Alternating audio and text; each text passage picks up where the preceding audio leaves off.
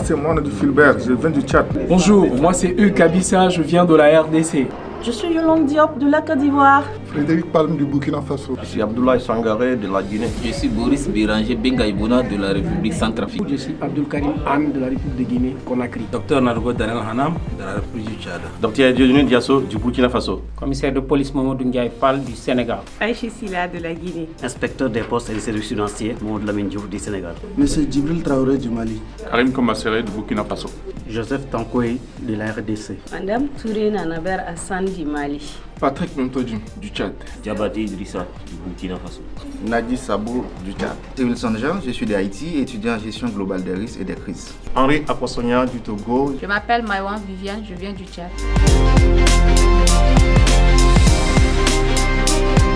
Alors cette formation répond d'abord et avant tout au constat que la question des risques et des crises est une question prégnante en Afrique et que l'offre de formation dans ce domaine est limitée.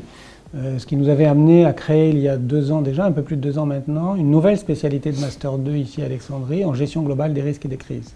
La différence fondamentale par rapport aux autres formations, c'est beaucoup plus le scénario pédagogique. Ici, on certifie des compétences. Donc, il y a des éléments de simulation, il y a des éléments autour d'outils, de grilles, d'instruments qui leur permettent, dans une certaine mesure, de se retrouver en situation et d'acquérir ces compétences-là et ces habilités-là. La deuxième raison, je dirais, c'est que cette formation que nous avons mise en place, le Master 2, il donne accès à un nombre limité de personnes, donne accès à cette formation à un nombre limité de personnes, et donc on voulait ouvrir, attirer dans ce programme, ponctuellement en tout cas, d'autres personnes, et en particulier des professionnels en activité qui ont besoin certainement d'outils qu'ils ne connaissent peut-être pas. Et on a choisi ce module en particulier de gestion des urgences et des situations de crise parce qu'il y a une compétence qui s'est développée ici sur cette thématique. Il y a des outils qu'on peut montrer aux auditeurs. Il y a des concepts assez nouveaux aussi dans ce domaine. Et donc voilà, la formation a été relativement attractive. Elle a attiré une vingtaine de personnes ici à Alexandrie. On a refusé d'autres personnes. Donc c'est certainement un programme qu'on va renouveler ici ou sur le continent africain. Donc les supports partagés par les différents formateurs, par les différents intervenants en tant que personnes ressources étaient vraiment à la taille de nos attentes. Et je crois que c'est des expériences qu'il faut démultiplier pour vraiment on soit dans les préparatifs, dans la préparation pour les questions d'urgence et de catastrophe.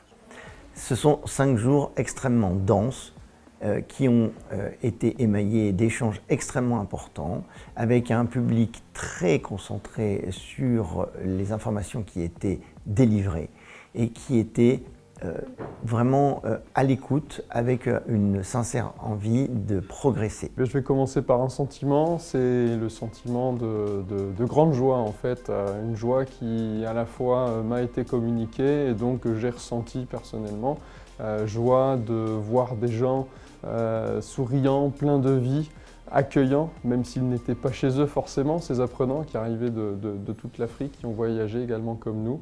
Donc voilà, un premier sentiment donc, de joie. Ensuite, un sentiment très intéressant en fait, de satisfaction d'avoir pu échanger sur ce qu'on avait à apporter aux apprenants et sur ce qu'ils avaient en fait, à nous donner comme leurs attentes. En fait. Donc, c'est une grande satisfaction d'avoir ressenti qu'on pouvait répondre à leurs attentes.